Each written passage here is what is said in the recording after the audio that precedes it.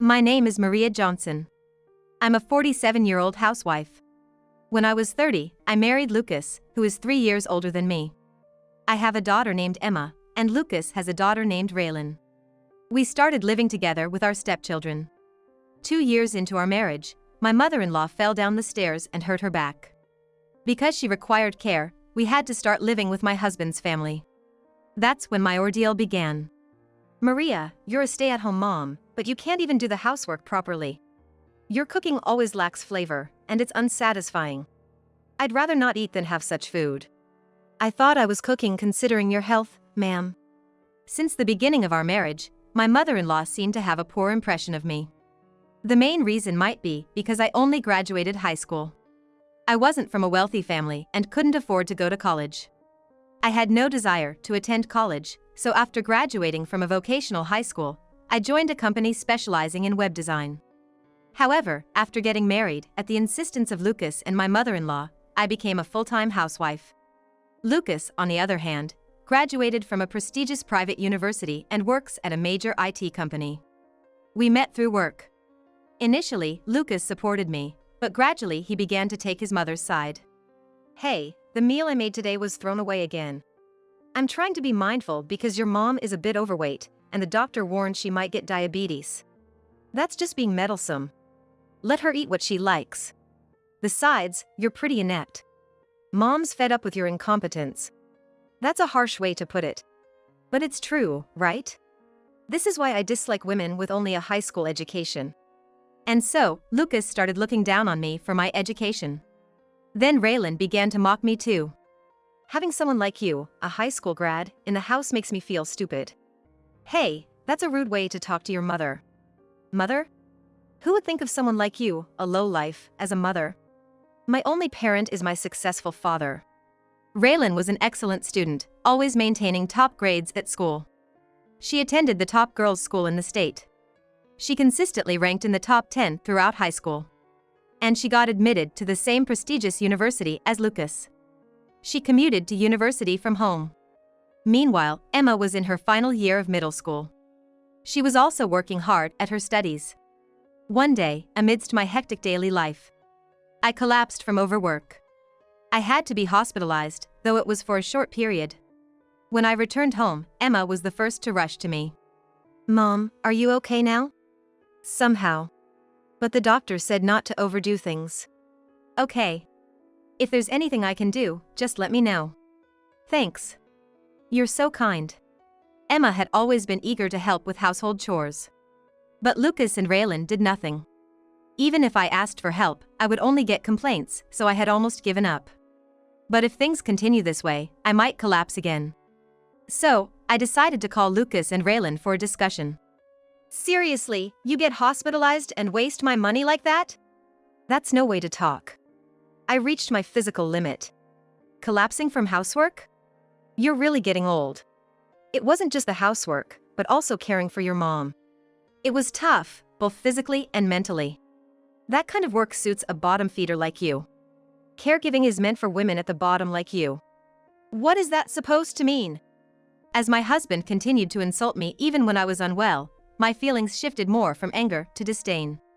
I need you guys to help out a bit now. The doctor said I should rest for a while. What are you talking about? Unlike you, I'm busy every day studying at a prestigious university.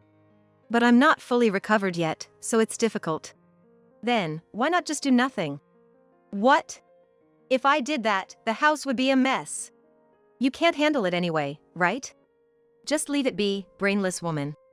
Then my husband started saying something outrageous. If you can't do it, why not make Emma do it? Let's make her quit high school and become a maid. That sounds like a good idea. What? What are you saying? They began to get excited about the idea of making Emma a maid.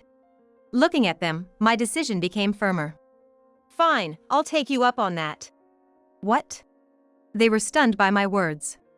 They didn't seem to understand what I meant. You said I could leave it be, right? Then I'll take Emma and leave this house. You two can get along fine together. Take care of your moms caregiving yourselves.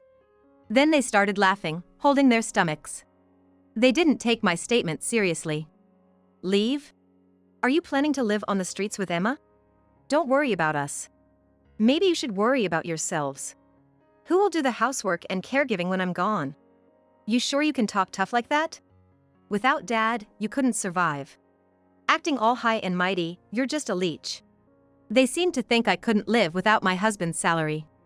But I knew I could survive without him.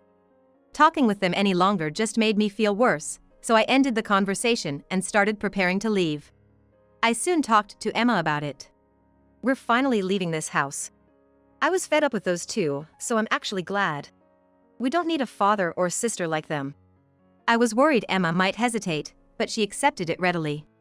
The next day, I took Emma and went back to my parents' house. I had explained the situation to them long ago, so they were sympathetic. From then on, I spent my days relaxing at my parents' house. The mental stress disappeared once I was away from those three. A few days after leaving, I got a bunch of missed calls from my husband. It was his day off. He probably thought I would come back on the weekend.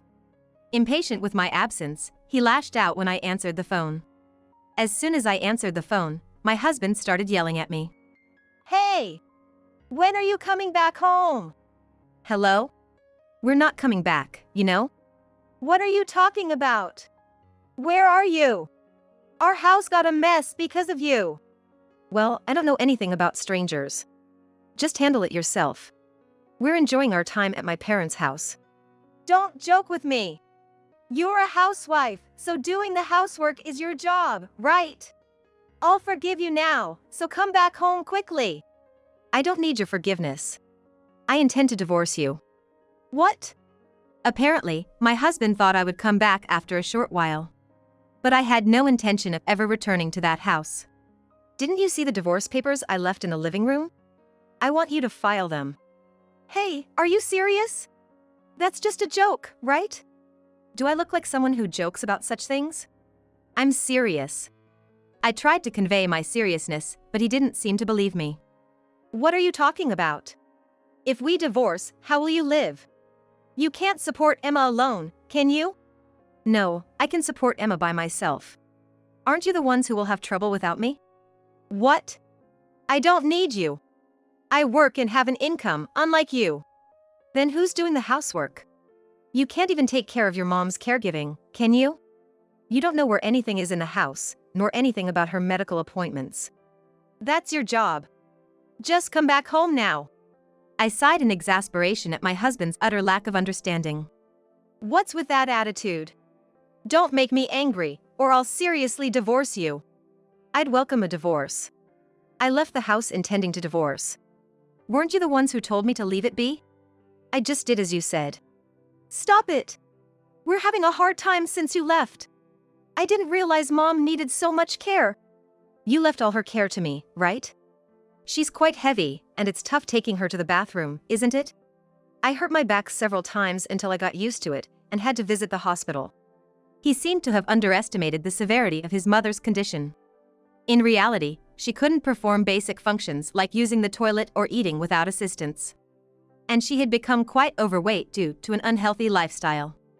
The doctor even expressed concerns about various lifestyle diseases. How can Mom get better? Isn't it impossible at this point? She doesn't seem interested in managing her weight. If this continues, she'll definitely develop lifestyle diseases. Her weight has made her back problems worse, and it might be best to consider placing her in a care facility. A facility costs money, right? It's better to take care of her at home than waste money. Then you guys figure it out. It's no longer my concern. You're seriously considering divorcing me? That's what I've been saying. There's no benefit for us to continue that life. So how will you live? You're not planning on making Emma work, are you? I would never do something so pitiful. I'll support Emma. Then my husband started laughing mockingly over the phone. How will someone like you support Emma? You've been a leech living off my income until now. A leech, you mean me? Who else would it be? Wait, you didn't know? Know what? I've been working for years. What? My husband sounded dumbfounded. I was at a loss for words that he, living with me, didn't even know I had been working. He really had no interest in me at all. I told you I was starting a job because your income alone was barely enough. A job? But you were always at home. I said I was going to do work that I could do from home, remember? What? I don't remember that conversation. You just don't remember. I definitely told you. But work from home is like piecework, right? How can you raise Emma on such a small salary? Can you stop assuming things? I'm earning as much as you. If you think I'm lying, I can show you my bank account. What? You? He seemed shocked, lost for words for a while. I decided to tell him about my job. Remember, I used to work at a web design company? I used that experience to take on projects and earn money from home. It's convenient since I can work between household chores. So, when you were up late on the computer, you weren't just playing around, you were working? Exactly. I wanted to work as much as possible whenever I had time. Having a stable income means I can be ready for a divorce anytime. You were preparing for a divorce? Well, yes. I couldn't bear the thought of living like this forever. What the? I could sense his panic over the phone. My husband, who had always looked down on me, seemed to believe I was incapable of earning money. But back when I was single, I was earning quite well compared to others my age. I had obtained qualifications to stand out and had a decent track record at my company. I could tell he was chagrined. Why would you? Even with a high school diploma, I can make it work with effort. Of course, education might be important, but without personal effort, it doesn't count for much in the real world. What? You're so cheeky. He muttered, clicking his tongue. Did you really think we could get by on your salary alone? Of course. I had a good income. But the money you contributed for household expenses was only about $1,000 a month. Did you think that was enough for a family of 5? $1,000 is plenty. Managing the money is your job as a woman. I sighed again at his inability to understand. True, he had a decent income working for a major company.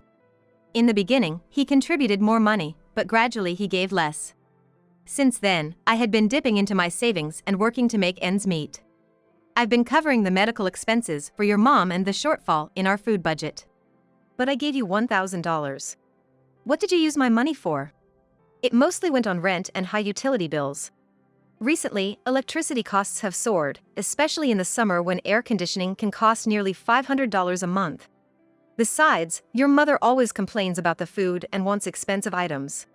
It hurt to see the money I earned spent on her unnecessary expenses. You shouldn't call it unnecessary. I had never complained to my husband to this extent before. He seemed a bit surprised, but more annoyed. If you're going to act like this, I'll gladly divorce you. Don't come back later wanting to reconcile. Of course, that's fine with me. I assure you, I'll never ask for a reconciliation. Fine. Then I won't ever see you again. And I won't pay a dime for Emma's child support. I don't plan to ask you for child support. Instead, I'll be asking for alimony. What? He sounded deflated. He must have thought I was clueless about everything. You thought I wouldn't find out?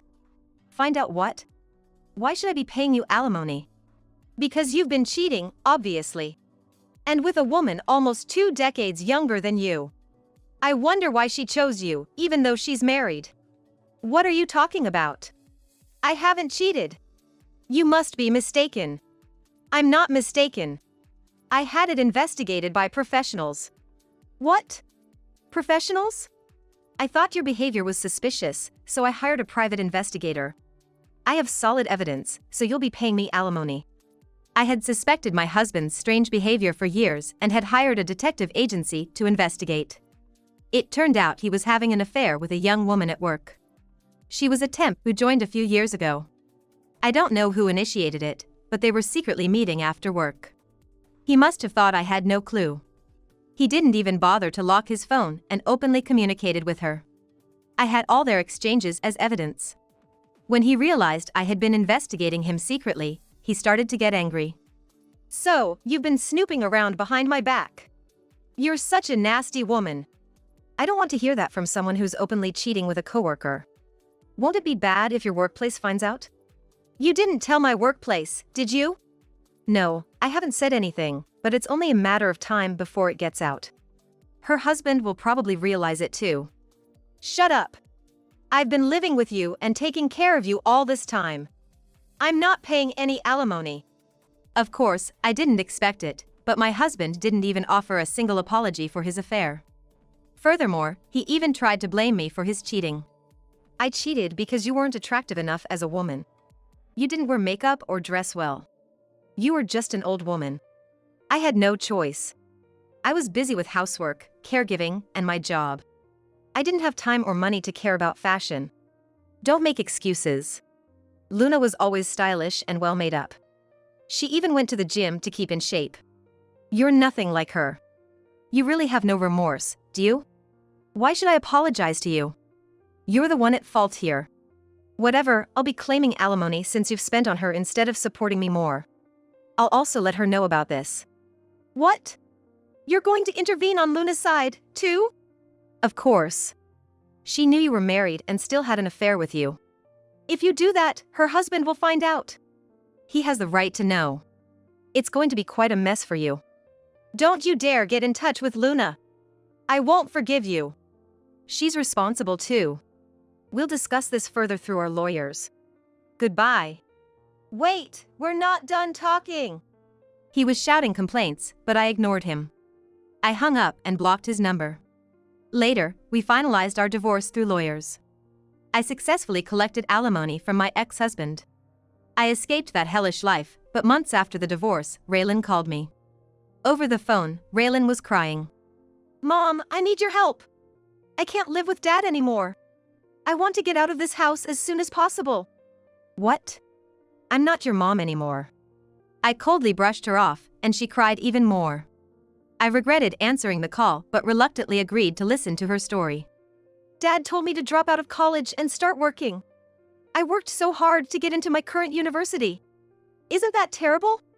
I have nothing to do with Dad's affair, so why do I have to suffer like this? Raylan apparently had no idea about her father's affair. She was severely disillusioned when she found out he was cheating with a younger woman, and their relationship had soured. Also, there was a secret about her father's mistress. The mistress's husband, he was a dangerous guy, right? Dad got hit with a huge alimony claim and scary debt collectors started showing up. We had to move out of our apartment and now we're living in a shabby one. I kind of know about you guys. Dad goes to work during the day, so I ended up taking care of Grandma. It's affecting my college attendance. If this continues, I'll fail my courses. Mom, please help me. You said you didn't think of me as your mother, remember? I'm sorry, but I no longer think of you as my daughter. Emma is all the daughter I need. That's cruel. Why would you say something like that? Raylan must have thought I would extend a helping hand. The old me, living with her, would never have abandoned her no matter how badly she treated me. But now, she's a stranger to me. Additionally, after being treated so badly by her all this time, I don't feel obligated to help her. If this goes on, I'll have to drop out and give up on my dreams. I'll do anything to help, just let me live with you. That's impossible. I can barely afford to support Emma on my income. She wants to go to college too, and I need to save for that. What about me? My life is a mess. If you're going to blame someone, blame your father. I'm sorry, but I can't forgive you. I haven't forgiven you for everything you've done. I'm sorry for the awful things I said. I won't ever say them again. It's not just about me. You've been terrible to Emma too. Terrible? I haven't done anything to Emma. Don't bother lying. I know everything. Emma told me everything. What? Emma talked to you about it? Yes, she cried and told me everything that happened. Emma and Raylan are 4 years apart. Raylan used to harass Emma when I wasn't looking. It was common for her to say hurtful things. She apparently even took things I bought for Emma and tried to push her down the stairs. Raylan threatened her not to tell me, so she couldn't talk to me about it. I found out about the harassment when I decided to leave the house. To me, Emma is more important than my own life. I can't help someone who hurt my daughter like you did. Then, if not living together, at least lend me some money. I really don't want to drop out of college. I'm so desperate for money, I don't even have time for a part-time job. If I had money to lend, I'd use it for Emma. That's so unfair. It might sound harsh, but I think you should experience the same hell as your father. Don't say that. Mom, what's happened to you? I'm not your mother. Stop calling me that, it's unpleasant. Don't contact me for trivial things anymore. I won't answer your calls. Wait, just a minute. Raylan was screaming over the phone, but I ignored her and hung up. It may seem heartless, but I have no regrets. After that call, Raylan tried to contact me several times, but I ignored all of them. She sent numerous messages asking for help, but of course, I didn't respond. Out of curiosity, I did check up on her situation. It seems that she eventually dropped out of college. She was forced out due to unpaid tuition fees. My ex-husband Lucas had asked Raylan to work part-time and take care of her grandmother. But Raylan furiously left the house. Lucas had to keep working to pay off his debts, so he couldn't care for his mother and had to put her in a facility. The facility's expenses are being covered by loans. As for the mistress, she apparently left her job, but Lucas continues to work. His affair has become known at work, and he's being looked at with disdain. Despite this, he can't quit due to his debts and living expenses, and is working under uncomfortable circumstances. Meanwhile, I'm living a comfortable life, free from those three. I have supportive parents at home, and Emma is thriving. Though moving because of Emma's high school admission was necessary, she got into the top school in the county and is enjoying her high school life. Emma aspires to become a lawyer. She was inspired by the attorney who handled my case. From now on, I want to forget the past and live looking forward.